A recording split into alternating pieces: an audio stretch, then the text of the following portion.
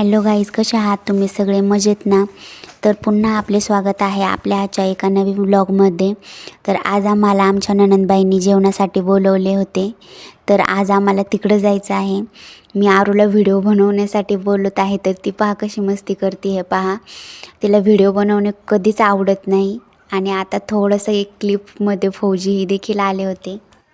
तेही मीच त्यांना खूप फोर्स करून बोलवलं होतं व्हिडिओमध्ये, कारण की त्यांना व्हिडिओमध्ये येणं बिलकुल आवडत नाही. तर चला आता निघूया तिकडे जाण्यासाठी. तसं तर त्यांचं गाव आमच्या गावापासून एवढं अंतर नाही आहे, एक अर्ध्या पाऊण तासात आपण पोहोचून जाऊ तिथे. तर चला आता पोहोचलो एकदाची इथे. तर घरात जाऊन पाहिलं तर ताईंनी खूप तयारी करून ठेवली होती जेवणाची. भाऊंनी मटण आणलं होतं, मटणासोबतच मसाले भात देखील लावला होता, कारण की मी एक व्हेजिटेरियन आहे, मी नॉनव्हेज खात नाही. यामुळे माझ्यासाठी मसाले भात देखील केला होता त्यांनी स्पेशल. आणि इथे आमच्या आरूबाईचं किरकिर करण्याचं काम चालू होतं, यामुळे फौजी तिला इकडे तिकडे फिरवत होते.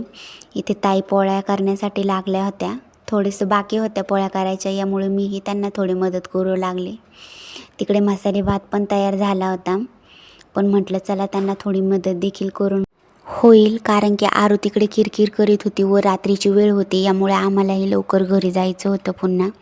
यामुळे फौजी घाई करत होते आवरण्यासाठी. यामुळे इकडे मी यांना पोळ्या करण्यासाठी मदत केली व तिकडे आमच्या छोट्याशा दीदीने मसाले भात देखील करून घेतला. इथे आमच्या स्वयंपाकाबरोबरच गप्पा देखील चालू होत्या, यामुळे खूप उशीर झाला आम्हाला तिथून येण्यासाठी. पण आणि इथे काही आरू आल्यानंतर काही जेवणच करत नव्हते, यामुळे स्पेशल तिच्यासाठी इथे दूध काढून आणलं होतं भैयांनी. याचबरोबर दीदींचा इथे अभ्यासही चालू होता, त्यामुळे ते व्हिडिओ बनवण्यासाठी नको म्हणत होत्या, पण तरीही मी त्यांना व्हिडिओमध्ये घेतलेलं आहे.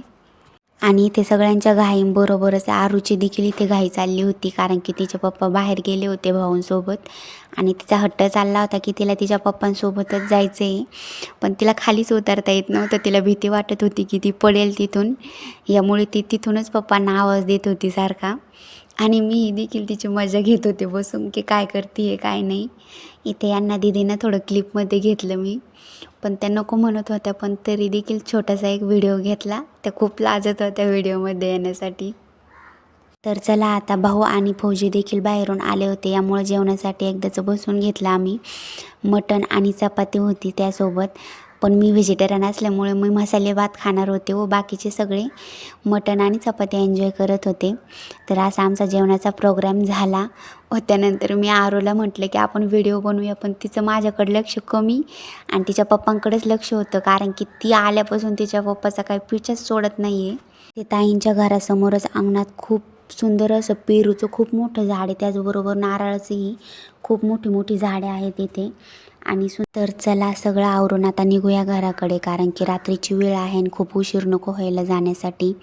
तर चला पुन्हा भेटूया पुढच्या व्लॉगमध्ये. तोपर्यंत बाय बाय, सी यू.